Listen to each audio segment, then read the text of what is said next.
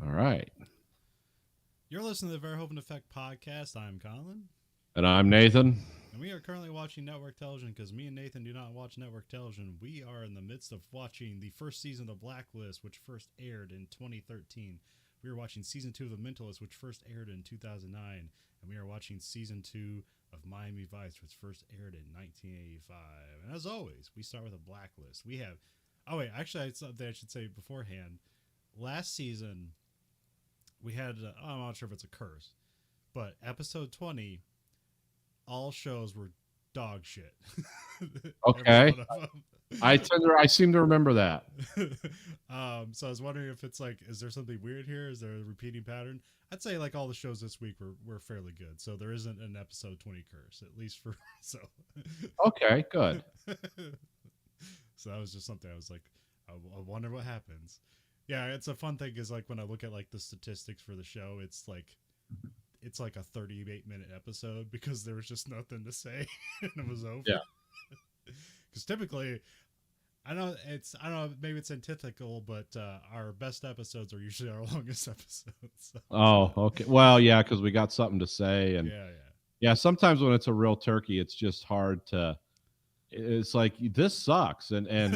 this is why, and then it's like, because I remember, yeah, there is. I vaguely remember there was something where there was nothing redeeming to say this week. This is Yeah, like the end of some production and or writing cycle where we're just firing stuff out of a cannon to see what flies, and it was terrible yeah. all the way around. Yeah, the episode I remember from the Miami, that was the one episode where like the the theme of the episode is Crockett gets a girlfriend and everything goes wrong, so he dumps her. Yeah, superstition, And dirty lies.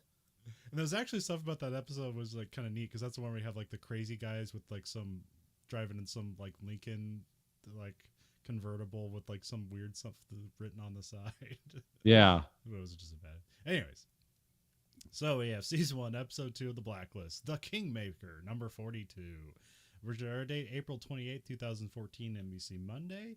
After a politician in Prague is framed for a murder, Red suspects it's the work of the Kingmaker, a strategist behind the rise of some of the world's most powerful politicians, while Red helps Liz and at the FBI catch the Kingmaker, they just say him. Liz uncovers a secret that Red's been keeping from her. I mean, everything. yeah. Showing her Actually, it would be unique if she discovered something he wasn't keeping from her. Red tells the truth, and the whole plot line of the show is disrupted. Showrunner John Bokenkamp, written by J.R. Ortsey and Lucas Reiter, directed by Karen Gaviola. Um, yeah, say we start off in Prague because that's like it said. Um, there's some suspicious driver with like facial hair. Yes. He's basically got like that evil Spock beard going on. um, and then some politician enters his car. He gives him water. He like turns up the heat in the car, so it'll make him like want to like I need to quench my thirst. It's too hot. Um, and that's like laced with something. And then the politician wakes up the next day with a dead male escort next to him, and the cops show up, and that's his political career over. Yeah. And then I think that's when they go to the opening credit sequence, and then come back and Red's talking with some guy in a swimming pool. Uh, he talks about something how he hates swimming, and he has a whole like elaborate story about why he doesn't swim. And the guy's like, "Weren't you in the Navy?" And he's like, "Well, anyways." Yes. Yeah. Well, that. So now I'm like, are all these Red stories just lies? He's just such a good liar that he throws in so many specifics. That's why he's a good Yeah, he's like the liar. Mark Twain of like international criminals. It's like, oh, he's completely full of crap, but man, he's fun to listen to.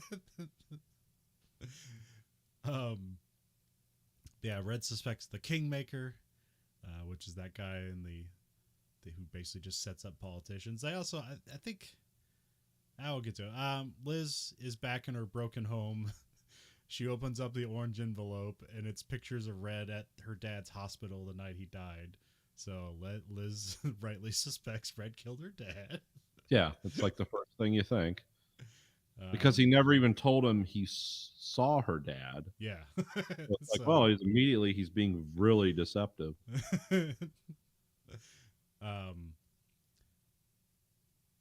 and then Red tells Liz of the Kingmaker. They're at some house and there's just a table full of pot while like Dembe's eating ice cream that I assume is laced with pot because he seems to kind of be a little bit goofy. And he's like staring at the ice cream while he's Yeah. eating it. Like, Or he could have just like smoked some pot and then started eating ice cream. I don't know. that, or he's just fascinated by ice cream in America. Do you know what a luxury this is? We do not even have toilets where I come from. We have no water, yet you shit in water. Where would I eat this and where would I shit this? Yeah. Dembe, shut up. Eat the ice cream. All right. Dembe, you're wearing a $5,000 Armani suit. It's cool. You're in the club. Okay. It's fine. You don't need to tell us about the poor orphan who wandered the streets wherever. The Kingmaker's in New York because they like open up some blinds and you can see the is it the Chrysler building? Yes. Okay. He's having the room disinfected. Yeah.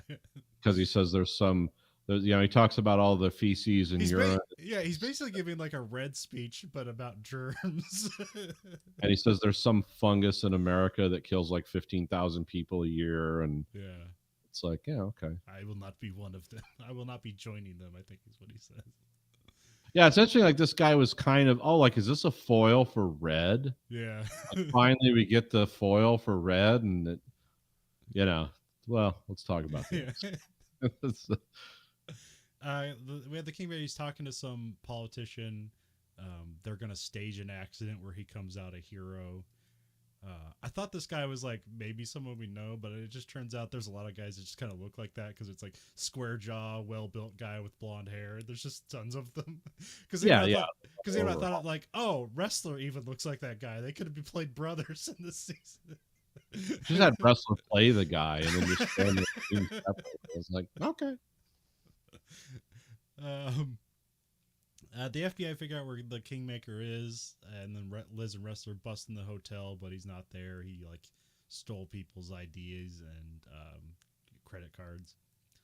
Anytime I say ID, I'm always saying like ideas. It sounds like that, so I have to really hit the D. Like identification, your ID, please. Yeah, there's a period. Can I see your ID? There's like a because otherwise you're just going to slur it together. Can I see your ID?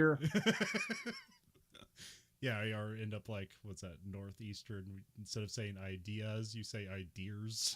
Yeah. Big storm coming. Yeah.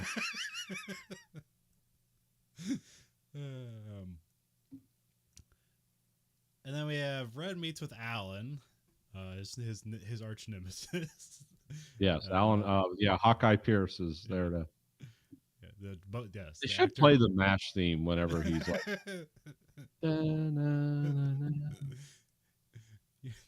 Yeah, because the MASH scene's super sad. So. Yeah, it's like, and this guy's obviously sad and evil. And Red's looking for help from Alan because he's basically like, the enemy of my enemy is my friend. So. Yeah. Seems vaguely like desperate for Red. It's just a little shook up for him, but you don't know if that's a misdirect either. So it's also like it seems like Red doesn't want it. Also, it seems kind of like a Red thing where it's like he wouldn't ask for help from somebody he cares about. He'd ask for some help from somebody he absolutely hates. Yeah, because it's an inconvenience. Why would he inconvenience the people he cares about? Which that's probably why Red has very few people he cares about. Yeah, it's easy that way. Yeah. It's all answers, no problems. All yes and never no. We have the politician guy, Chandler. He's like making his way to the bridge with his family to stage the accident. The car goes in the river. He saves his daughter, but his wife gets a concussion and drowns. He gets her out of the car, but she still drowns. And then the FBI are reviewing Chandler, we have Liz and Wrestler are interviewing him because they think, oh, this is staged, and then, Well, and Red tells him why. It's like, yeah, look for skid marks. You won't find any. Yeah. It's like this is something the Kingmaker's doing to make this guy seem sympathetic.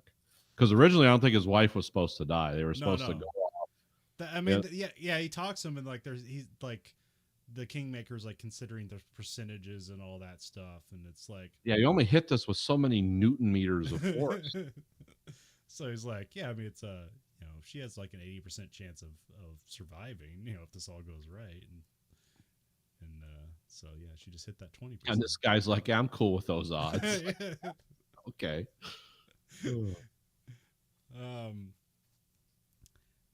Oh, but yeah, here's but yeah, they're like debating is like whether Chandler's like doing this on purpose or not, and then Liz is like, husbands lie to their wives all the time.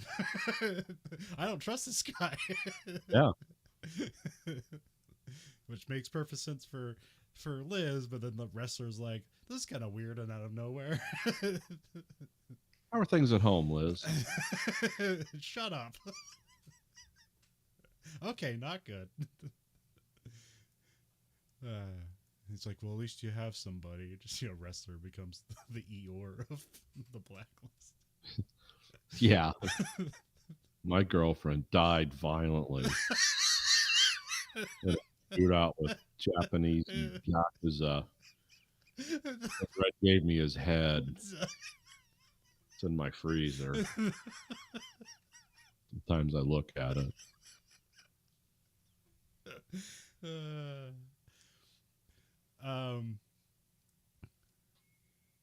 And then we have a kind of a side thing where Aram takes Liz to the side and shows footage of Red at the hospital. I think, does he have the timestamp stuff already? Like he called in and was like, yeah, that's Red exiting an hour after he died, but if you match it up, like when they found him, it was an hour later. So it's like, no, Red was there when he died or something like that. Well, that was the coroner. They said they found him in a certain time, but the coroner said actual time of death was like an hour earlier. Yeah. So that's. But I can't remember. Like, did Aram have all that stuff here? No, she put that together later. Okay. Because initially it made it look like, oh, he just visited my father and didn't tell me. Yeah. And then when they start like syncing up time of death versus time the body was found, it's like, oh no, it looks like he killed him and just left. Yeah, wrestler tries to have a heart-to-heart with Liz, but she doesn't tell him the truth, so the conversation is ironic. Yeah. You're becoming more like Red every day. It's like you're talking about something, but you're both talking about it differently. Okay, this is where I have Rez and Liz interview Chandler, and they notice that he's like somewhat evasive, but also his wife just died, so he might be angry because of that. And more angry because it's his fault. I'm sorry, is this mourning or guilt? What is this? Well, that was Dad calling me. I have the on-air thing on, but we have the Kingmaker talks with Arturo, who's the guy in the van that like knocks the car off the road. Yeah. And the Kingmaker's mad because he was supposed to like stay there and like give a report. It's like, oh, I accidentally hit them, but he like ran when he apparently after he found out like one of them. He didn't think there was going to be a family in the car, so that's why he ran. Yeah. And of course, the Kingmaker just shoots him dead and leaves. So. Yeah, because that's what you do. Yeah. And then we have Alan and his evil board. Yeah, Alan the Illuminati are talking. And it's all people of different like national origins, and some people are calling in, Skyping in, Yeah, or something, and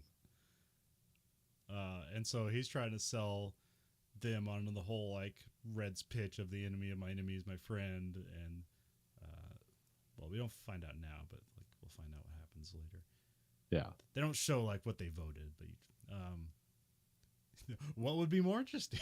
Yeah, I guess you go either way. Anyways, we have wrestler finding the Arturo guy's business and eventually comes upon his body. It's like, okay, so something's weird here.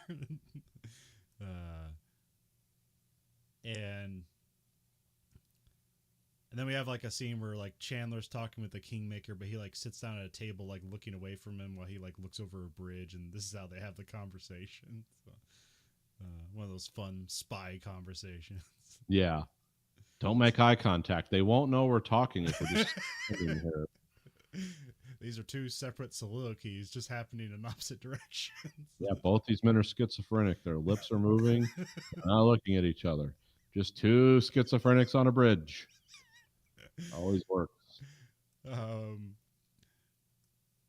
the FBI are traced like Arturo's last days in communication, and they get a lead on a public phone, which I believe they just taken out the last public phone in New York. I thought. Yeah, I think so. I thought it might have been some other city, but I think it was New York. And then they end up in like some secret like Eyes Wide Shut club. Yeah. I mean, it's a restaurant, but it feels very Eyes Wide Shut. It feels like, yeah, it's a restaurant, but it's like a full service restaurant. Like, yeah, have a fine bottle of wine and go upstairs with one of our recently trafficked prostitutes. It's like, okay, this is the kind of place Red hangs out.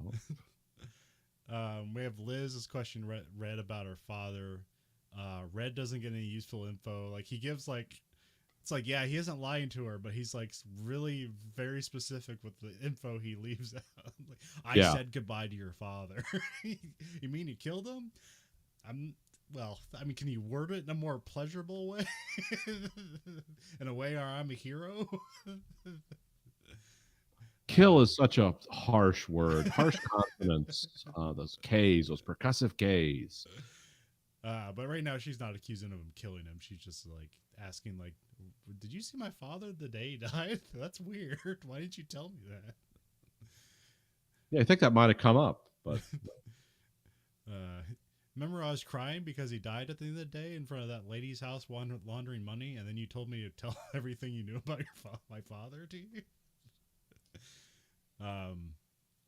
The restaurant owner is like friends with Red, so he gives him clues on like who the Kingmaker is, because I guess Red knew some like little person that did a bunch of sex tricks or something. Yeah. She was the smallest woman you've ever seen, and oh my God, she was an acrobat. It was amazing. Red's dark world of exploitation and And then we have Wrestler and Liz bust into another hotel room, and this time they find like a bunch of like computer tech and blueprints. Yeah, it's just like the most obvious shit. Like, couldn't you just put that on an encrypted laptop? No, we gotta have it all over the wall and a fake wall built and a bunch of hard cases and yeah, just like big Pelican cases with really expensive looking equipment in it. It's like, nah, I'm not interested in this at all. Let's go on to the next thing. And so they figure out that Senator R. Mitchell is the next hit, and that's to put like Chandler in office, because he's like Chandler's like some like junior like House representative, and he's not even like running for next year, and so like if he dies and he if the senator dies and he has this sympathetic ear of the public, well he'll obviously get the senator seats. That's the whole play. So yeah. Which I don't know, I mean, this is like a standard thing almost in fiction and it has basis in reality too. But this stuff happens. I'm not too sure to this extent, but it does happen. It's almost like the positive version of the what is it? Which Kennedy like put the car in the water with the prostitute. Oh yeah, Edward Kennedy. Yeah. At Chappaquiddick, yeah. So yeah, this is supposed to be the positive version. Yeah. But also they did this in a movie too. Yeah, this was what was that movie called? Because it was like from the 90s. Yeah, I almost want to say The Insider, but that's not right. No, but it's a movie like that, and I can't think of what it is. Because this, who was the guy who played the Speaker of the House? Yeah, there was a guy like fishing, and the the car goes off the river and he's supposed to save her and he doesn't. But he What's still that gets. guy's name? That British actor. Oh God, he's been in everything. He was the guy from The Professional. That's where he got known. Yeah. I didn't want to say Gary. Yeah, Gary Oldman. Yeah, Gary Oldman. Yeah. And now that I have his name, let's go to the Wikipedia and look up. Is it called The Candidate? I think it is. Because he was. Oh, that's a recent movie called The Candidate. Or is it like The Contender? Yeah, I think it's a boxing reference. Yeah. Yeah. I think that's what it is. Well, actually, but yeah, that was an interesting, like, actually, this guy's sick someone. I always, yeah, it's The Contender. Yeah, I always associate The Contender with like boxing, but that's like a quote from On the Waterfront, which is about like dock working, isn't it? Yeah, I think so.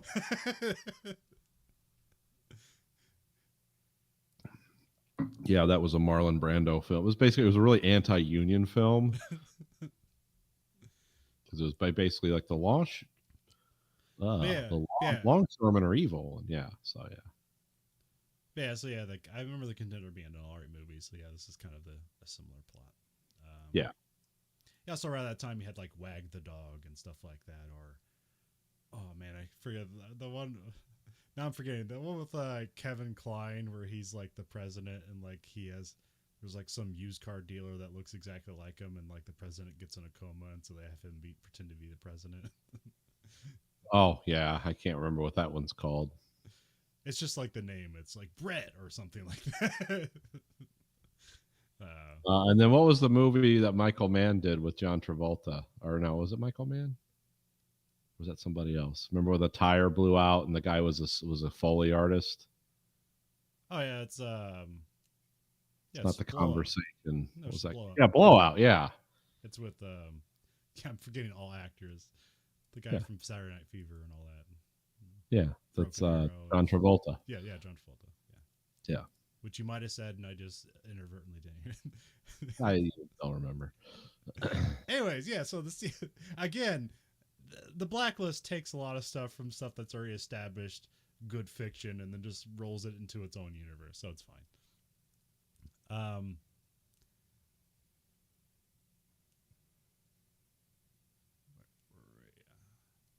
Yeah, so yeah, then we cut to the Mitchell's house. An alarm goes off, but they can't call the police for some reason.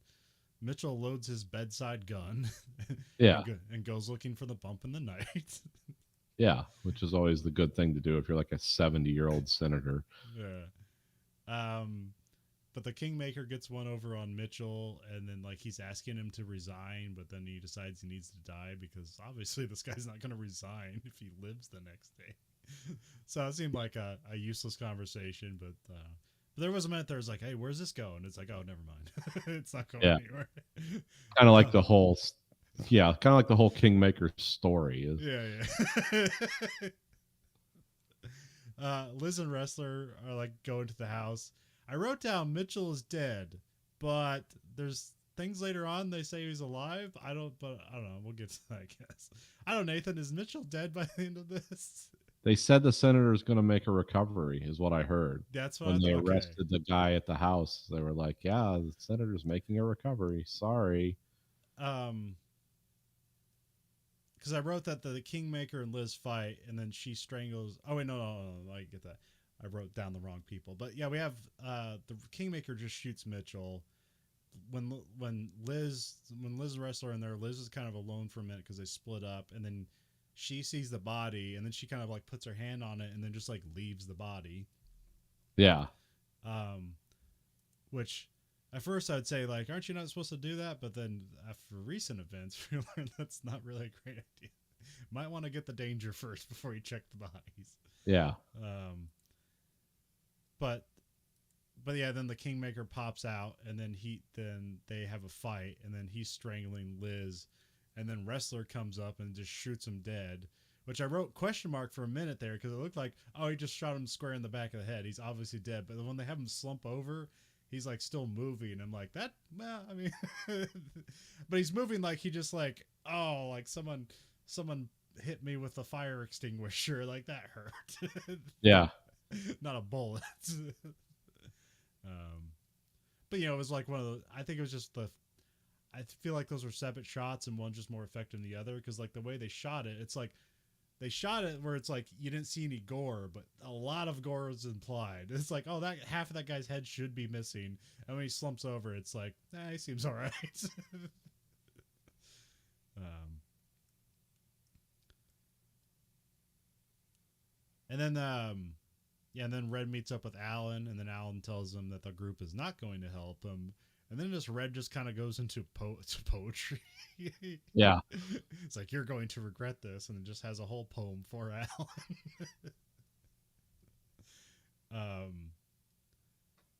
And then, like, I think Red and Liz are talking, and Red wants to talk to the Kingmaker. But when Liz tells him that he's dead, like, Red just hangs up the phone while she's still talking. Yeah. And then Liz and Wrestler arrest Chandler for conspiracy. And that's when they say that, like, oh, the sinner will make a recovery. And that's when I wrote, like, is he still alive? Like, I totally thought he was dead. Okay, yeah, and this is where we have Aram just basically tells Liz that, like, yeah, Red killed your father, pretty sure. Yeah. And then Liz confronts Red, and when she just asks directly, did you kill my father, he admits to it. Red tries to justify it by saying, like, he was in pain, he wasn't thinking right, like, he wasn't allowed to say those things he wanted to say to you. And then Liz says she's done with Red again and calls him a monster. She probably said that sometime before too. So yeah, well, she's only tried to kill him twice, so. So we're going through this loop again, but we're near the season finale, so that sort of makes sense, I guess. So, then we have some sad music playing. We have Liz crying in her broken home. Red drinks in the darkness. Yeah, that was kind of cool. And then Wrestler is also drinking, and he gets a knock at the door, and it's Liz, and that's the end of the episode. So. Yeah, it's like, hey, I want to see that head in the freezer you're telling me about. See if it'll cheer me up.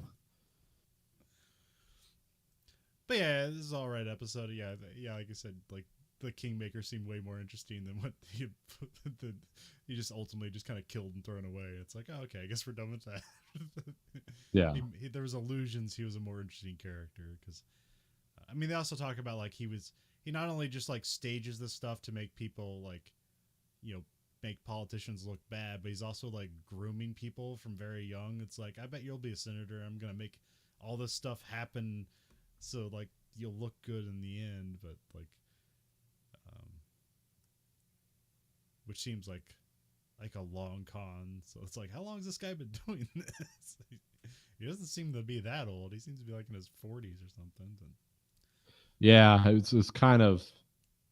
Yeah, it was kind of a weird. Like I said, it was sort of a weird episode. It's like, oh, this is going to be like a season long or multi-part guy. That's just like, this is the more evil Red or whatever. And I just get shot in the back of the head. It's like, okay.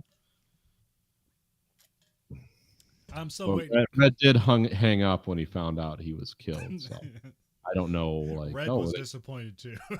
Yeah, like, are they really friends, or was he expecting something out of this? Well, yeah, like the whole episode, like Red's really, like, what sets him off on like the Kingmaker is that like he killed one of like his Prague politicians in his pocket, and so he's really mad about that. So that's kind of what this whole episode's about, but we don't really know why. It's like what plan does this Prague politician like put, like, you know, what wrench gets thrown in the works because of that, but we're not really told why that's a problem.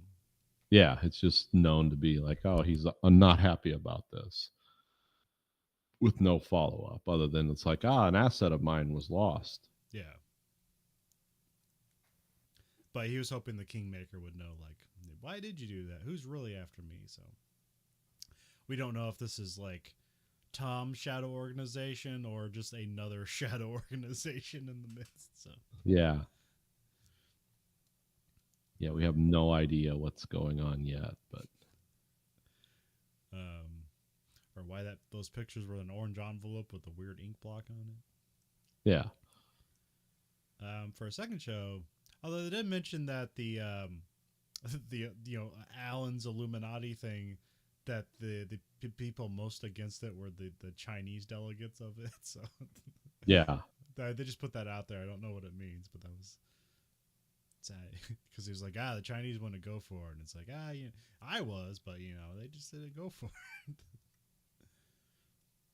Yeah. Well, what the deal with that is, but it's all just misdirects or Yeah. things you have to make a string chart of later. Like, oh yeah, this is why this connects. For a second show, we had The Mentalist, Season 2, Episode 20, Red All Over. Original air date, April 29, 2010, CBS Thursday. Patrick finds a new adversary in a charismatic but manipulative cult leader while the CBI team investigate the death of the CEO of a media conglomerate. Showrunner Bruno Hillard, written by Carolyn Ingber, and directed by Roxanne Dawson. We start off at the Harrington Estate in Atherton, California, which is not a real place, but what is a real place is Atherton, California, which is the richest zip code in the U.S. Oh, okay. So yeah, just a bunch of tech billionaires live there because it's only like 4,000 people live there, and they're all millionaires, I guess. So. Huh. Sounds like a nice place to live. We have Bob Gooten giving a speech. That's the actor's name because he's been in hundreds of things. We know that guy from everything. He was probably most famously the warden in Shawshank Redemption. Yep, those weird round glasses. And he also wore the same glasses, I think, in Demolition Man. Huh. I'm not sure. I think so, though. It's been a while since I've seen Demolition Man. I don't even remember. I saw it when it came out in the 90s, and that was the last time. Like, oh, this is vaguely bad. But okay. Some ideas here. The Taco Bell Wars. I guess no, it's just no. That was the fast food wars. Yeah, and Taco Bell won. Harrington's like passing off his business to his son Xander. And then we cut to Xander, who's like walking out to like give a speech. Well, that's what we were set up to believe, but he can kind of like, he seems kind of weird, and then pretty immediately see some blood on his neck, and then he falls over and collapses. And there's kind of blood everywhere, so it's like, oh, okay, that's how he's not doing well. Yeah. Thought he was just on a coke binge. Nope, turns out it was a stab puncture wound to the neck. Yeah, he was come back. He was killed with a letter opener. We have Cho going over the crime scene, so yeah. And he's just very matter of fact. He's not like, doesn't have the flourishes of Jane. It's like, this is what happened because it's more interesting. He's just like, this happened. Here's the reason why. But like, they're going over like the background on it, like who wanted to kill him. And then Jane's more curious about like, there's layoffs for a newspaper, and that's what that piques his interest.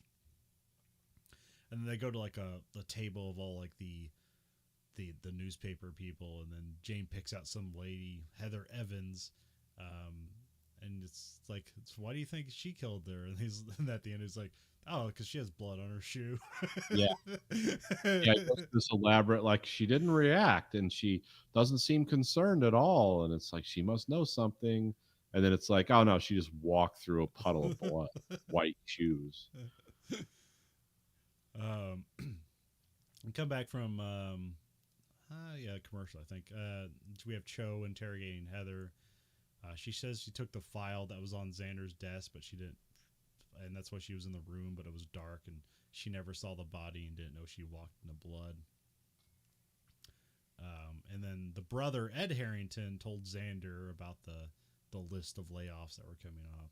So we have Lisbon and Hightower watching the interrogation as it goes on, and then Van Pelt comes in to say that like that Heather was clear as a witness because they had people put her in a different place at the time of the murder. And then Van Pelt's going to go question Ed, but like Hightower makes sure that she takes Rigsby with her because she want to make sure that the team is still like will work well together. So they're just forcing them to go do an interview together. When we cut back to the house, the Harringtons, we have Tara, who's like Harrington's wife, the senior, and I'm guessing he must have remarried because I'm pretty sure she's not. No, the she's mother. much younger than him Yeah, yeah, in real life and in the show. She's like lady's like 38 years younger than yeah. that guy. So Because they never mentioned like Ed or Xander's mother. yeah, Also, it'd be extra weird if she was, considering where this goes. Um, yeah. Oh yeah, that'd be really messed up. Oh wow, what part of Kentucky was this in? and then, so Tara says she took down the surveillance cameras because she didn't like the idea of being watched in her home. Um, and then she has a baby, and she like tries to hand the baby off to the senior Harrington, but he doesn't want anything to do with the baby. So then Jane takes it, and then he has it for a bit, and then he just kind of hands it off to a maid. Yeah. All right, we're Oh, done. cute little baby. Okay, here, take the baby. Take the child. I'm done with it. And we find out that Xander was pushing his dad out of the business, so the senior Harrington didn't want to give up the business, but he like doing like a hostile takeover essentially. And then you think, here's motive, but then the dad's like, I was proud of him for doing it. Yeah. It's got some spite. It's or some spite, yeah, fight Yeah. in him. It's like, oh, okay, this is the Murdoch family. Is that what you're referencing here? I don't know. And then of course Jane does this thing of insulting the people that are aggrieved, and but this time he apologizes, and then like Lisbon kind of takes him aside to like, yeah, this guy owns he's a media conglomerate. It's like, let's not piss him off. Yeah, this guy runs the country. He runs Fox News. Oh wait, I didn't say that. And then Van Pelt and Rigsby interview Ed, who's getting a massage at the time, so it's like extra weird. That's creepy. It's like, hey, weirdo, could you take a break? But I just think that establishes things about the character they want to establish. Well, it's also kind of a misdirect. It's like, why is this guy so calm after his brother got murdered? It's like that kind of puts it on him, but it's like, and then we have Sadie Harrington, who's Xander's wife, and she's keeping her husband's death away from her kid, because you have this kid like going around and doing like secret tea parties in the house, and then the kid's like, yeah, dad's away on a business trip or whatever. It's like, oh crap, nobody told the kid. Nobody knows how to tell the kid. Jane's not going to do it. Well, I mean, he will eventually. Surprisingly, he did. And I was thinking, you never know with Jane. But usually with kids, he's pretty good because kids are innocent. Everyone else he hates, but kids are like, I couldn't see him being like, he's not going to that big unicorn. He's at the big unicorn farm in the sky now. Yeah, you never know with Jane, but not with kids. But Sadie mentioned something about like they're doing an expose on a cult, and so Cho and Jane go to look into the cult. It's basically a Scientology analog. I was surprised. That's when I found out. I was like, oh, Malcolm McDowell's in this episode. Yeah. I was not expecting that. Yeah, he's not in it just yet, but you do see a giant picture of him, and it's like, oh, he's the cult leader. It's the guy from A Clockwork Orange. He's back. He's playing Brian Stiles. But usually you take time to like mention character actors, like they're in hundreds of things.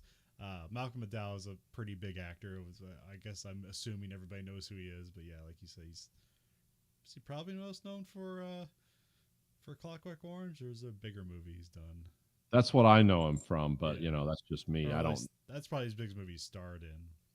Yeah, that's like a huge. That movie was like a landmark movie. Yeah. And he did a great job in it, playing a complete psycho. And because he's always this guy. He's always got one eye's a little off, one eye's bigger than the other guys, and it's like, oh yeah, that guy. Unless everyone's just a really big Tank Girl fan. Yeah, a lot of tank heads out there.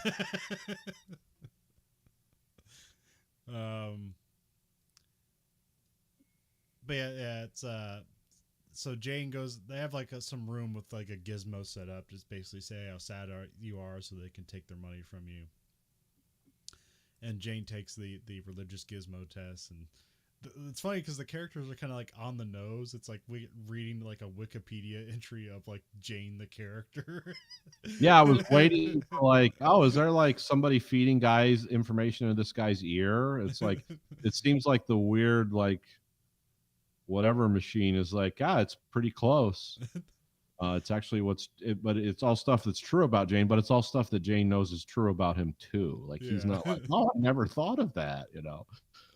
But yeah, Jane's acting like Jane's acting like this is the first time he's ever thought of these. Like, am I sad? Yeah. Do I blame myself? And he's like, yes, like I am sad, but he's acting, so it's fun. Yeah, because the end is great. He's like, you're right about all that stuff, and he pulls the credit card out. Take my money. And then the sub director of the cult or whatever, is like, all right, you need to leave. You're not taking our bullshit seriously. And then Jane's like, I knew you were a charlatan, and then like takes the credit card away. You're not getting my money. But yeah, the second command guy, Steven, he says that there's an affair between the Harringtons somewhere. Yeah, with Sadie Harrington. Like Sadie Harrington's having an affair. Yeah, you think it's a sibling thing or something. Yeah. And then Cho and Jane leave, and then they have like another scene where like Brett was, because like they came there, is like, yeah, is Brett Stiles here? And they're like, no, but like he was hiding away from him the whole time. So yeah. Then we have Harrington. He's talking about his wife and how good she is. I forget why I wrote that down. But then there's suddenly a bomb threat.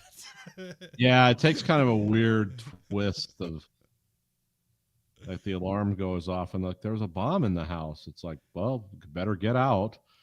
And so yeah, Lisbon was talking to Harrington, and he was talking about his wife, and then Harrington gets the threat on his phone about a bomb. There's like 3 minutes to disarm it, and then so Lisbon calls Jane, who's just on his like thinking couch, and and it's kind of a fun scene because like he's not there, but he was there in the previous scene, and he's just like, oh, like the show basically has like perfect memory because he remembers everything in the house and tells her exactly where to go. It's like, if I were a disgruntled employee, where would I plant a bomb? And he like knows exactly where it'd be.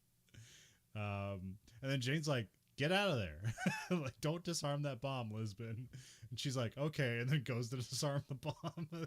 Well, it's because the little daughter is in the room having a secret tea party. Yeah. Or something. And then Lisbon's like, you got to go. And she's like, I want my mommy, and starts fighting against Lisbon while there's a bomb counting down. And then she goes back to the bomb, and it's like 9 seconds. And she's just like, oh, hell with it. And she just pulls all the wires out. Yeah. And it stops. It's like, okay. Which I wonder, they never say it or not, but I wonder if that was actually a real bomb at all. I don't know, because it seems like if you want to kill someone with a bomb, you don't like call it in. You just let it go off. Yeah. Because that was always like the IRA when they were doing the bombings in the 70s and 80s. Like they always called those in. It's like, oh, by the way, there's a bomb in this public house or whatever. Because really they just wanted to terrify people that they could put bombs anywhere. But they didn't want to kill like 300 people because then they knew like, well, that doesn't win public favor. It's like, so yeah, that's why a lot of those IRA bombers didn't go to prison for like life because they didn't kill 50 people. Now they killed a couple guys on the bomb squad, and those guys went for a while. But anyway, it has nothing to do with this. I don't even know why I brought it up. But well, we're wondering whether the bomb was real or not. Oh yeah.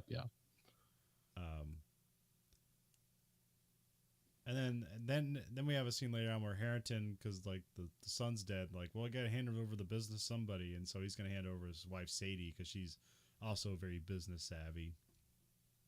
Because she like turned the newspaper around or something, but apparently they're still gonna fire a bunch of people. Like, oh, whatever. Yeah, Dad's giving me a promotion, or I'm getting a promotion because I fired a bunch of people. Yay, America! And then we have the younger brother. Always that class warfare in the really what the Mentalist about is class consciousness in America. Yeah, comes up a lot. Yep. But it's also just California, so yeah. Where's all this wealth consolidated and why? It's like fear and opportunity. Greed, corrupt politicians. Yeah. Even the Native Americans are corrupt in California. Remember the one episode? And then we have Ed being sad once more because like nobody trusts him with anything because he's like the youngest, and so they're like, don't burden him with responsibility. So Yeah, just let him get another creepy massage. So that's his whole character arc. Is like nobody believes in me. I guess I'm gonna go do something stupid again. I'll show you. There'll be a dead hooker in the news before you know it, Dad. And we're gonna print it. See the business I drummed up for the newspaper. Yeah, I'm my own business. And we have Van Pelt gets a clue on Sadie's assistant. And then they go to search her house. Well, the clue is it was her cell phone used to call in the bomb threat. That's the subtle clue. I forgot. Yeah. I think when I wrote this, I was like, damn it. Because they do have a scene where they introduce her assistant. It's like really quick. And it's like, usually it's when somebody like is introduced really quickly, has a name. It's like, they're going to be involved in the plot. It's like, I was right. But she's not the killer, but she is involved in a plot around here. Yeah. There's actually a lot of plots going on. And then we have the Malcolm Dow's Brett is shooting some weird like video for his cult. And then the power is in you. They have to keep reshooting it. The eyes are the windows and the key to the soul. And then Jane throws him off, and he's like trying to get the next clue. Brett denies knowing Elizabeth, and then Jane and Brett kind of have like this emotional sparring, like it's who can have the saddest life that they can regret. It's like oh okay, like this is, and it's pretty much setting up like I'm pretty sure this guy's gonna come back because Malcolm McDowell is a pretty good foil for Jane. So he actually like talks like he knows Red John, like he's. Yeah. Like, oh, I know, I love Red John loves playing with you. I mean, Lisbon should have been like, wait, what? Hold on, come here. We're gonna talk. Shoot and arrest this man. Shoot him. Throws the pistol to Jane. Just shoot him. Oh, this took a weird turn, but they did have to get their Malcolm McDowell money out of it. Yeah. Yeah. Brett brings up Red John, so it's like like obviously a sore subject for Jane. Yeah. And then Brett like admits that like Elizabeth like went to Edwards, the brother, the younger brother. So then we have CBI raid Edwards' house, and then him and Elizabeth are just having sex. So it's like, okay, well I guess Elizabeth's not gonna kill him. Yeah, she just pops up like over the back of the bed naked. It's like what the hell? Okay, I mean TV naked, not naked. Yeah. It's like the back of the couch is covering her breasts and everything, but like her head pops up. So yeah, we're having some of that closed sex going on. Have some of that special laundry garment sex. Yeah, nothing's better than sex with a bunch of clothes on. No chafing there. Then we have Cho and Jane are interrogating Elizabeth. Cho says the phone records are going to prove that she planned the bomb, but she says she didn't kill Xander. And then she spouts some like spiritual garbage, like I'm above all of you. Like none of this means anything. He's like, all right, we'll tell that to the people in jail. Yeah, that's what Jane's like. Yeah, you're gonna love prison. They're that's an enlightened bunch there. This is really. I thought he was gonna go into some full like you know what those big bull lesbians are gonna do to you in women's prison. You won't have a soul left in your body. But he didn't. I thought it's like, where's this going? She's just some brainwashed like California weirdo. It's just like, yeah, I'm in a cult, but I still have like a lot of money and a good job, and it's like it's not like the cults like where you're just having 20 kids. Not those cult. This isn't a poor cult. Then Yeah, Jane is like messing around with some evidence, and so he gets her phone out of evidence. It's still in the bag, but he calls up Harrington's phone. I think he shoots him a text. Yeah. He sends a text. It's like, "I'm coming for you," or something like that. And then so Harrington wants Lisbon's team as for protection because that's the only people he trusts. Which is weird because they're like an investigation team. They're like counter terrorists. It's like, okay, yeah, we come hang out at your house and play Parcheesi. I mean, yeah, it's like technically doesn't make sense, but it's like for the show, it's like, yeah, you got to put hire the people more actors, like put the team on it. We have like Jane's like playing games with everybody. He's playing like rum with everybody else, and then he's like playing Othello. I think it's Othello with Harrington. Backgammon. Oh, backgammon. Okay. And then Jane thinks he hears something coming from the crime scene office, and then Lisbon takes point, and they open it up, and there's nothing in there. But Jane like finds a teacup, and he's like, oh, it's all coming together. Like Ashley witnessed the little kid, like witnessed the murder. And I wrote immediately after that, like, this is a ruse. He just like palmed that teacup. And they didn't notice that before. And then like Lisbon gets like something where like I think an alarm goes off, and then like she's like calling some team, and it's like, oh, their comms are down, like we gotta go. And so they put Ashley and Harrington into the safe room. And then everybody calms down because this is the part of the ruse. So they put him in there. The team like watched the security cameras as like Harrington's like questioning Ashley, like, did you see the murder? And then we have Cho's like hidden in the safe room in case something goes wrong, and Harrington decides to kill Ashley too. But I'm not sure. Yeah, you never know where it's gonna go. It's like, oh, wow. At least I thought that one out. Yeah. And then Harrington like basically confesses to the murder essentially while talking to Ashley. He's like, we're just playing a game as an accident. This game where I stab your dad in the neck. Yeah, the old stab dad game where he bleeds out on the carpet like that. Yeah. And then Cho pops out and arrests him. And then like they're all like, hey, like, yeah, we solved the murder. And then Sadie just slaps the shit out of Jane. Oh yeah, like a haymaker of a slap. Because like he's like, you put my child in danger, and like you knew what was going on, but like, nah, it's Jane. He gets confessions in weird ways. Yeah, he didn't seem that upset about it. He's like, well, I'll take. What he say? He's like, well, that's one person's criticism. Or something. Yeah. And then we find out that Edward was sleeping with his stepmom. And in the interrogation, like Harrington had a paternity test, and he confesses to the murder of Xander, but he thought Xander was sleeping with Harrington's wife. But then Jane reveals that he was just a ruse, and that like Ashley wasn't there to witness the murder. And it's like, hey, you almost got away with murder. Yeah, you almost did it.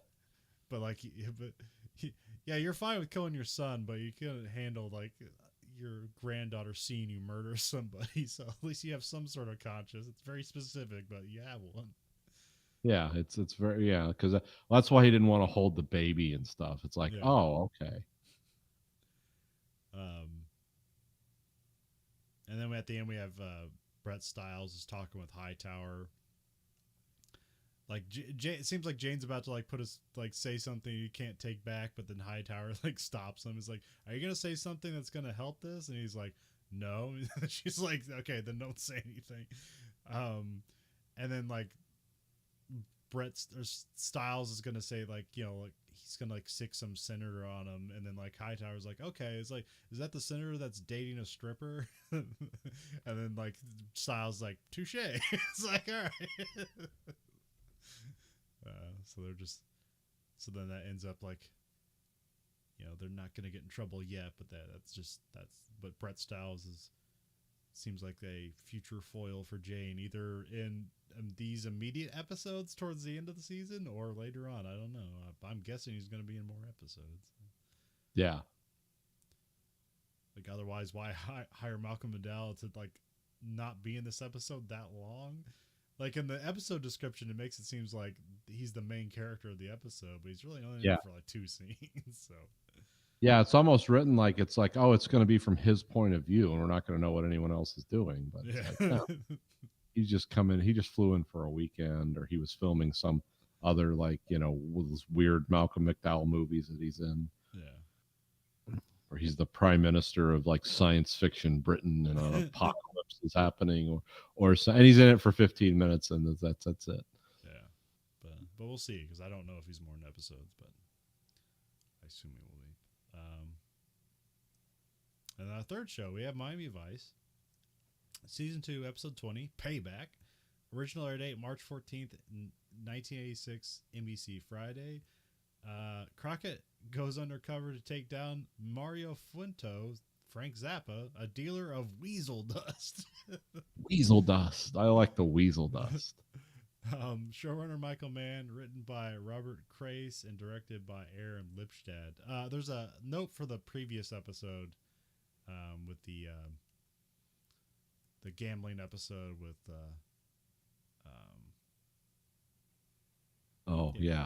the basketball player, Russell. So like that episode was directed by Dick Miller, and he's mostly known as an actor, and that was the only thing he ever directed.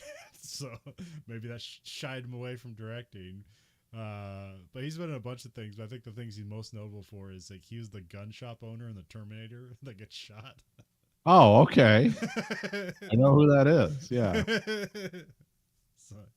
So yeah, last week's episode was directed by that guy. Anyways, for this week, we have Crockett's going to a prison to meet some prisoner. He shows his badge and hands off his gun. He meets with Jesus Moroto in a secure room. He's talking to me. He makes this term I've never heard before. He says he's like, you're gonna try to get like a appeal with like a milk need judge. Is that just another way to say someone's soft? I've never heard milk need. Yeah, I'm guessing that's what it means. Yeah, I'd never heard that. I heard milk toast. That's some weird, like, I don't know where someone picked that up at. But I was like trying to put it into Google, and they're like, sometimes milk protein can cause problems with joints, and I'm like, is this what you're referring to? So like couldn't find it whatsoever what it actually means. Maybe it's some 70s thing being pulled into the 80s. Yeah. Murato like grabs Crockett and like kisses him on the cheek to give him like the kiss of death kind of thing, and then he backs away and pulls out some sort of like homemade one-shot pistol thing. Yeah, zip gun. That's what they call it. And he thinks he's gonna, hit Crockett, and then he just points the gun on himself and kills himself in front of Crockett. And then of course I wrote down, man, a lot of people shoot themselves in front of Crockett. Yeah, this has like happened like 5 times. This is the last thing we saw in the previous episode. People just like, you have a face I could commit suicide too. And like in like 3 episodes before was that like Little Miss Dangerous episode, she did the same thing. And I'm sure it's happened several other times in the season, but yeah, people just love killing themselves in front of Crockett. And it's I guess what's funny about it is like this is the first time it like, I mean, it's always like he's always been horrified by it, but this is the first time like he talks about it like oh man, this is really affecting me. This one actually got to me. Yeah, the other 15, it was kind of like, well, I could rationalize it, but this one really, and it really makes me question the internal security of that prison.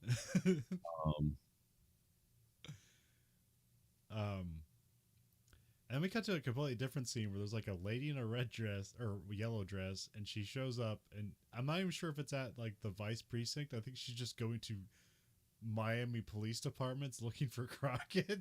Yeah, she's a well-dressed woman looking for for Crockett. Looking for Crockett. But she's doing it in the way like she's doing it in the same way like the Terminator's like looking for people, and the Terminator's like, well, let's just go through the names in the phone book, and then like systematically. It's like I was waiting for it to like be secretly revealed to be like some assassin. She looks. There's like an SNL cast member that she looks a lot like, and I was like, is that her mom or something? Because like this is the only thing she ever did, and so she basically has no history on the internet, like who she is or anything like that. So And then also she's not related to that person from SNL, so it's like, oh, okay, well, because I thought she was good in this part, and then it's like it's the only thing she ever did. She has no name. Yeah, she's called like she's called She's called Woman. Looking Woman. Yeah. And she, all you know is she's working for Fuente, but it's like that's it. Yeah. So you it was you don't even find that out till the end. So it's like, it's a good it's a good like first act like mystery. It's like, what's she doing? How's she involved with this? They have Tubbs and Crockett are discussing Murato like mystery. It's like, why did he kill himself? Why did he kill himself in front of Crockett? How does this affect Crockett? But they're on their way to their next deal, and they're doing some deal with Dan Hedaya, again in Miami Vice, but as a different character named Ruben. And yeah, they're trying to get to Mario Fuente. And then we're back at Vice, and like Castillo's having. And Ruben's played by Dan Hedaya, who's like. Oh, sorry. Did you get cut out? I was saying that. Oh well, I don't. Yeah, we didn't really mention him, but yeah. Oh no, I said it. I was like, did my thing cut out? Oh, maybe it did. Yeah. Yeah, because this is Dan Hedaya's second character. Yeah. He's been in an episode previously, but this. Yeah. Yeah, a guy who's been in literally hundreds of things. So it's another character actor. You know who this guy is. Yeah, but it's just fun. This like because the one guy from Breaking Bad, he played 3 different characters. So there's probably a bunch of other people too that show up as different characters. But we cut to like Castillo's office, and we have like some New Orleans DEA guy there. Yeah. Or no, it's later. Yeah, they're from New Orleans, or they say they're from New Orleans. They're looking for help with Fuente. Fuente, they talk about him. He's safe and reclusive, and he only does these deals on the boats, and no one ever sees him with like money and drugs together ever. So that's how he stays out of everything. And then Castillo's being forced to work with the DEA, and he seems like reluctant and spurned by it. It's like, I don't want to do this, but I have to. But it makes sense later on. They have Tubbs and Crockett. They're working with Kate, who's Graham Beckel from South Beach DEA. That guy's also in hundreds of things. He's a great like drunk father in things. Or drunk guy. That's what I was kind of when I saw him. I was like, is this guy gonna be a drunk? Because he worked together again with Edward James Olmos, because they were both in the remake of Battlestar Galactica. He played some drunk like officer. Yeah, he was one. Yeah, he was when Adama was bad, which was most of his career. He was one of his cohorts. But we're at this like club, and then Cates is trying to like say like, hey, I'm not trying to like hone in on your guys' stuff. I just need help with this. And then so being that he's acting conciliatory, I'm like, well, this is all gonna go wrong. Yeah, this guy's like not being your typical Fed. Hey, local dipshits, I'm here to show how it is. He's like, no, this is your play and your people. I'm just here to help. It's like, yeah, I kind of thought it's like, yeah, this is too good to be true. TV universe, it's like, yeah, the Feds are always the bad guys. Yeah, because none of the writers and producers of these shows like paying taxes, so they make bad guys. We have another scene of that lady, and she's just going through the phone book for everybody named Crockett. It's like, do you know the Crockett? Like, and then we cut to like Crockett's taking some. Oh yeah, he like picked up some lady at this bar, and he's taking her back to his boathouse, and then he noticed like somebody tossed the boat. And then there's like, where's the money is written on like the plotting chart in the boat. Yeah. And then I immediately wrote, where's Elvis? Like, this is why he has like an alligator. So this stuff won't happen. But the next scene, it has like Elvis like on top of the boat. And he's like, why? Like, what's the problem? Like, what's the good of having a gator if he doesn't protect the house? Yeah. And he kind of throws his food at him, which I was like, yeah, and the alligator like flips over and growls. Which I had to like rewind. I was like, did he just like hit the alligator with the thing? And like, no, he like tosses it near him, and the alligator just flips out. Yeah, the alligator's feelings are hurt. um, and then there's like a cryptic call the next day where it's just like some guy saying, "Share the wealth, Crockett, share the wealth," and apparently he's just been calling all night. Yeah. And because of that, Crockett like pulls a gun on Tubbs as he's like entering the boat. So because he's paranoid now, it's like I got guys shooting themselves in front of me. Like someone's tossing my boat. Like someone's looking for money. It's like, and he honestly doesn't know what's going on. Yeah. But yeah, I wrote down finally Crockett's cover after all these years is being blown. Yeah. After like just massive arrests, and I did like his when he showed his ID in the beginning to get into the prison, they kind of held on that because I always wondered like, how does he? Because I never knew. It's like, oh, he's the Dade County Sheriff's Department. He's like a sergeant. His actual rank is sergeant in the Dade County Sheriff's Department. Oh, is that okay? Because I didn't know. I was like, oh yeah, he's just undercover, but like. Actually, he's just a sheriff's deputy. I mean, not just, but it's like, oh, okay. I always thought it was like City of Miami or something. It's like, oh, yeah. Okay. Well, that's the thing I don't necessarily get is like, I guess the Miami-Dade and South Beach are like two different precincts or whatever or something. Yeah. Okay. Because I think they've had that before, but I don't know the area, so I don't know the difference. All I ever hear when it comes to like Florida and police stuff is like the Miami-Dade like sheriff department because they just have all the money and stuff and have all the practice of dealing with crazy criminals.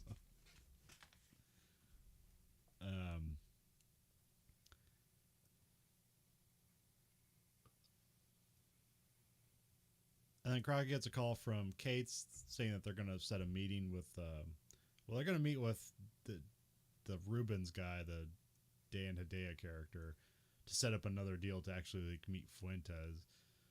But then Crockett gets pulled into Castillo's office, and he gets told that Internal Affairs wants to see Crockett again. Yeah.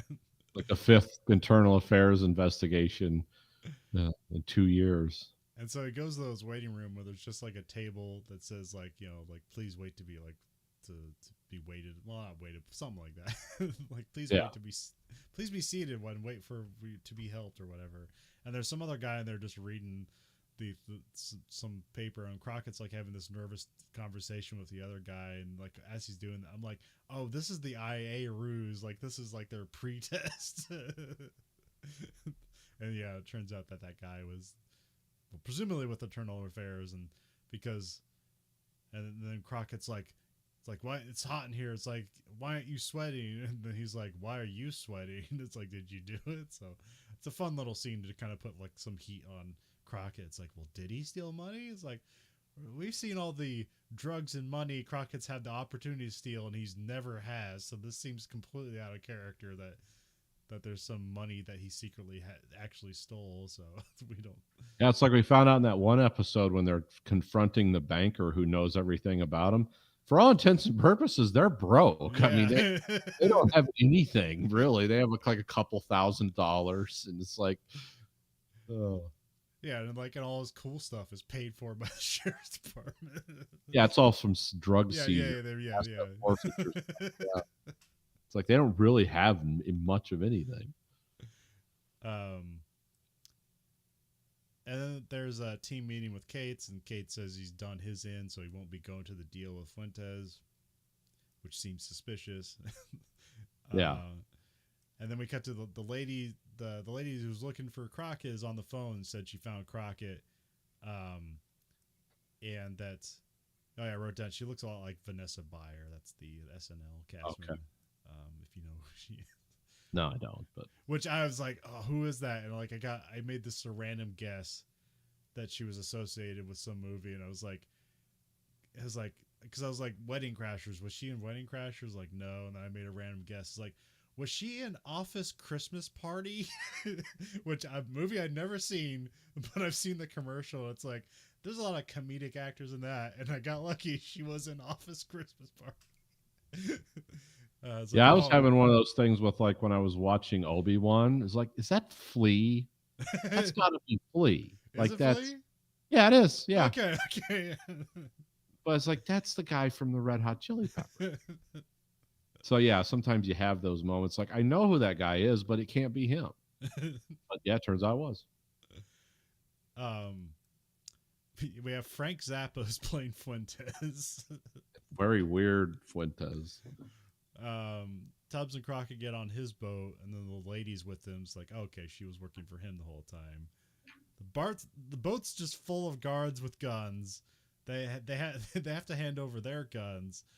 And then Fuentes is like speaking about Morato and that he was smuggling weasel dust. Yeah. And it gets turned around where like because Fuentes is like talking about Crockett. It's like, this guy named Sonny Crockett and this guy named or yeah, what's his real name? Sonny Burnett is the Sonny Burnett is Sonny Crockett. Yeah.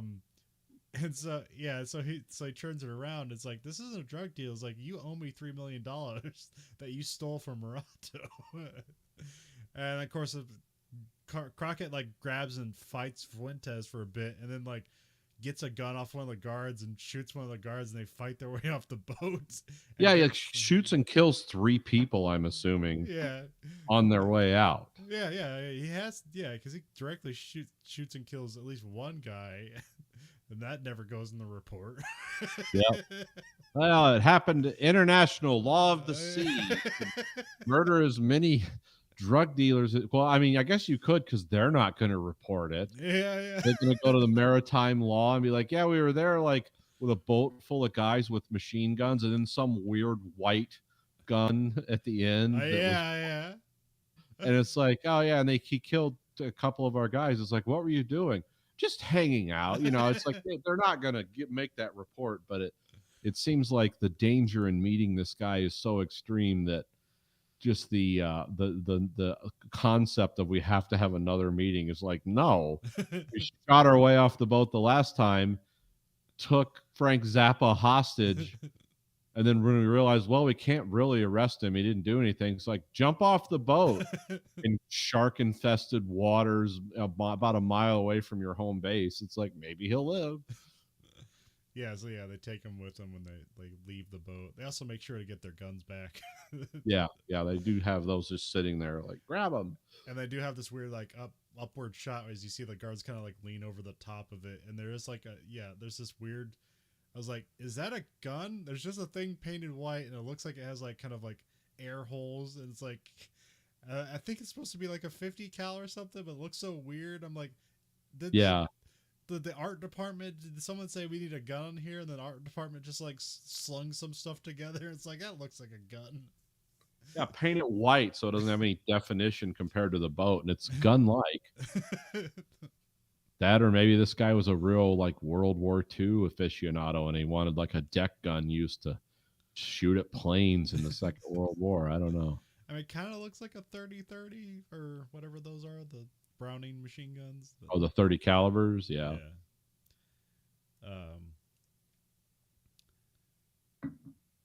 They make Fuentes jump off the boat when they can't actually arrest him.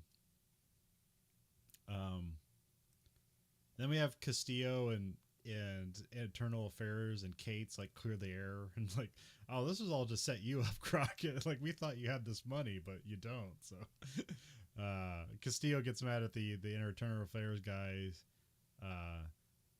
And so like he was like kicking Crockett out of there so they can talk, but then, or they were going to kick them out, but then he's like kicks Crockett out of the meeting so he could get mad at the IA guys. Just stare at him menacingly. Yeah, because they accused him like, maybe you're on the take too. And Castillo's like literally like had to give away his own money because it was missing from a drug deal. So yeah, we know he's not on the take.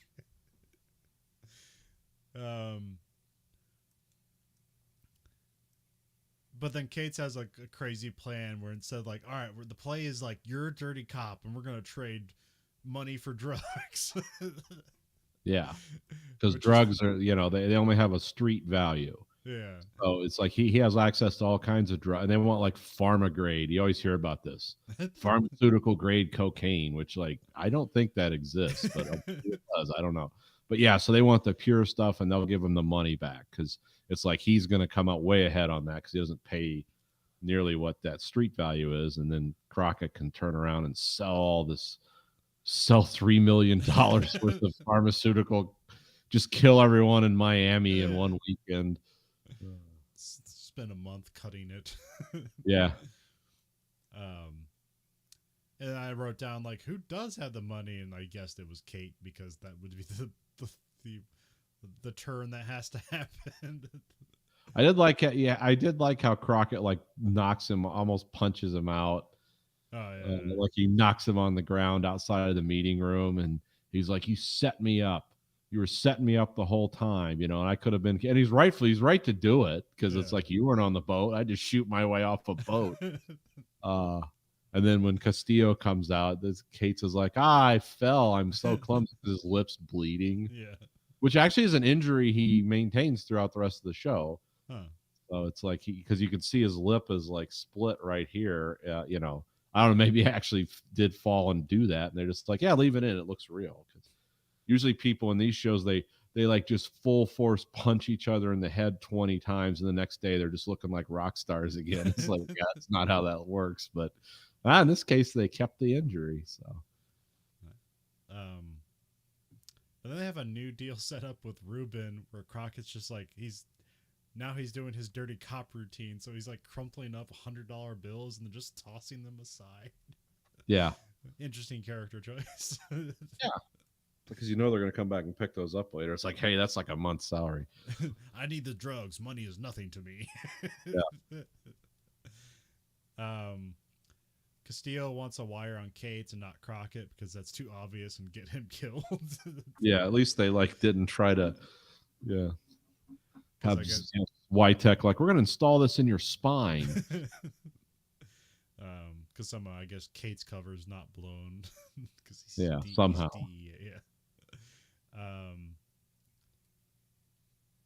Tubbs gets like some FBI and DEA files on Fuentes, or not? No, he gets them on Cates, yeah. Well, it's to deal with the Fuentes case, but yeah, it's about Tubbs is immediately suspicious of Cates. Cates cuts his wire, so it doesn't work anymore. So we know he took the money. Yeah, but it's just him and Ruben and Crockett on a powerboat. Yeah. Cates puts the money down below for some reason. I guess he was going to kill them and just run off with the money or something. Yeah, this was for Cates. And it's kind of sad because like they talk about Cates because they do an initial investigation on him. It's like, oh yeah, he's a solid cop. This job's taken 4 wives from him. You know, he's been divorced 4 times, and I guess he's been shot and he's won commendations, and he's like, for all intents and purposes, a DEA agent. He's like he's a great guy. But you find out it's like, no, this is his retirement plan. He's just done. Yeah. And he'll get this guy killed to be able to do that and cover his trail. And this is a common theme in Miami Vice where like Crockett is forced to look into the dark mirror that is like, this is my future. Yeah, this is what this kind of work does. Like, I'm broke and a good cop and I can't do this forever. Yeah, I'm in my 30s now, like late 30s. So yes, Kate shoots Rubens, but Crockett's already suspicious because he finds the money bag, which Crockett brings up, and they like kind of like fight over it. And I thought he just like got thrown over the boat, but then it kind of like hangs on like the engines and is like like zipped open. So then just like all the money goes into the ocean bit by bit. Yeah. Yeah, so they have a fight, and then Crockett kind of gets the upper hand, and they ends up getting Cates gets shot. And then Cates is like telling him like, you know, why he did it and all that, but then also he just like warns that like, you know, Fuentes is gonna come after him because he didn't get the money. Yeah. And all the money has been sucked into the ocean. Yeah. freeze So really, they frame. have no evidence, and the guy who was investigating Crockett is dead on a boat. Yeah. So it's like, oh, this is even more suspicious because they really don't have any motive for Kate, and just a few $100s in a duffel bags that's left is not going to do it. It's like, Yeah. oh, okay. See, I thought that was a pretty good episode, which seems like it'll have far-reaching consequences, but I don't know if it will. Yeah, it will. Okay. As I remember it, well, because I always think that these guys are corrupt. That's like an ongoing theme. Yeah. So it always turns out like, oh no, it's them that's corrupt, or they're stupid. Like, because Dan Hedaya, he was the internal affairs guy, like last season, Yeah. and he was just an idiot. Like they just danced around this guy. I mean, he could make problems for him, but essentially he was just stupid. But these internal affairs people are a lot more sinister because they're bringing like DEA agents in. So it's yeah. Again, the whole thing with the outer darkness of the larger government and Castillo, like that gets bigger and bigger as the series goes on. It actually gets ridiculous after a while. It's like the only good cops are two guys in Miami. The entire legal establishment of the U.S. is bought up and corrupt, except these guys. They just forgot to pay him. Yeah. So they kept doing a good job. Yeah, it's the thing is eventually like these guys are making a lot of problems. Like $1 million could probably make this go away. They're only making billions a year. You just clean this. It's a tax you got to pay. But no, it doesn't. Well, they wouldn't be heroes then, because then how would the series end? It's like they're on an actual boat that he owns. It's like, we did it, buddy. We did it, partner. No, they're just corrupt cops. No more crime, and all the money is ours. Yeah. All the money in the world. Right, Tubbs? And Tubbs just is permanently in Jamaican accent mode. Like, yeah, man, I don't even know who I am anymore. It's just like, what the fuck? Now, who kills himself first, Crockett or Tubbs? Yeah, it's like who's going into the water after a gunshot late at night. That'd be really weird ending. Like, this show would be more remembered if it ended that way. Like, man, Miami Vice got like crazy dark. I mean, it was dark always, but it really took a turn. I never felt so futile when Crockett decided money was the best Yeah. retirement plan. Yep. No gold watch for me, buddy. Was that in Speed? Yeah. Yeah. It's a very popular framework. Yeah. Oh, yeah. Well, I mean, yeah, a lot of people in these situations do this. I mean, it's usually more banal. It's always like the stuff that goes on here where the county supervisor retires after a good 35-year run, and then you find out like 2 years later, it's like, oh, he shot himself in the woods because the feds were closing in, because somehow over the course of 32 years he embezzled $13 million and nobody noticed it. It's like, well, yeah, because the roads all suck and the drains aren't working right, and it's like, oh, we don't have any money. It's like, you think anyone on the board of trustees would be like, hey, where's all the money? Nope. So yeah, it's never like dramatic. It's always something stupid that literally ends in like a hanging in the garage or a suicide in the woods with a shotgun, and those are actual things that have happened here like in the last year. I'm just not naming names, but it's like, yeah, that a lot of people make that retirement plan. They just don't put bombs on buses or rob drug kingpins. They steal from the taxpayers. Yeah. And they always get caught too. There's no like, it's not like, the end of the Shawshank Redemption where we're just going to meet up on a beach randomly and live out our lives restoring a boat. No, it's always like some tawdry suicide in a garage in a middle class suburb. It's like, yeah, it doesn't work, guys. And there's probably some irony too that like this violent crime happens. Like, oh, well, you must put more money into stopping violent crime. It just goes into some white collar criminal's pocket, posing as a police officer or board member. Whatever. This is going to help the children. They're going to play basketball with the cops, and they'll all be friends, and the kids will talk to the cops, and it'll lower crime in the community, which like sounds good on paper, but it's like, how much does this program cost? Oh, we got $30 million from the federal government, and like everyone in the whole thing's on the take, and then they don't even show up and play basketball with the kids. It's like, oh, Yeah, what an awful world. there's a new HBO series. I hear it's pretty good, but I didn't hear about it yet. But it's like the Wire guys coming back together, and it seems like they're doing their old shtick again that everybody likes instead of their weird new stuff. And it's called like We Own the City, and it's a lot about that stuff, like Oh, corrupt cops in Baltimore.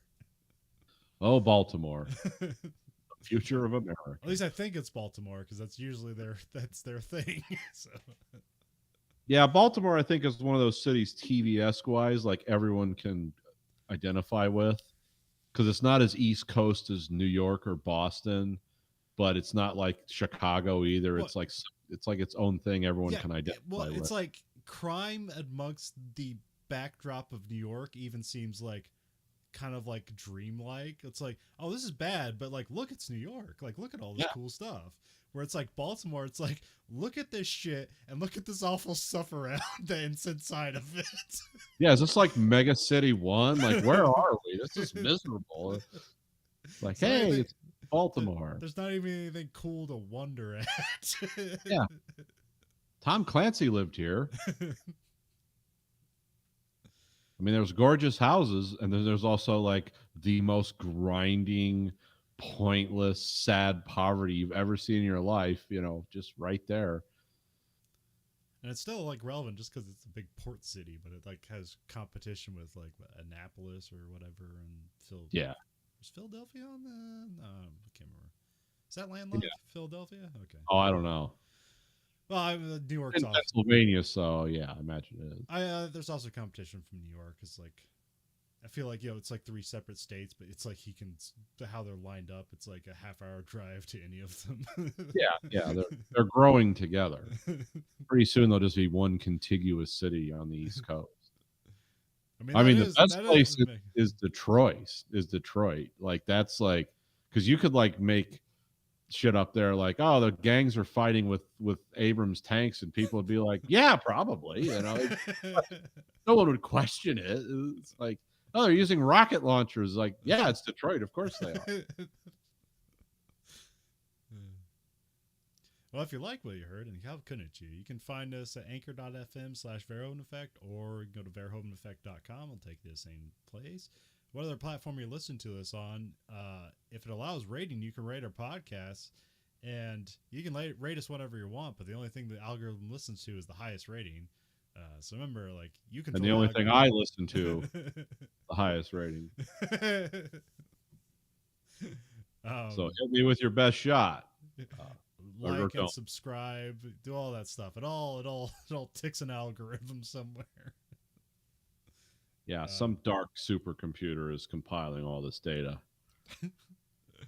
We have listener support at verhoeveneffect.com, where you can support this podcast in either a monthly stipend of either 99 cents, $4.99, or $9.99. You can also find us at Twitter at Verhoeven Effect, Facebook at Verhoeven Effect. You can find us on YouTube at American Greed Factory, where we can watch both that show and this show live and unedited.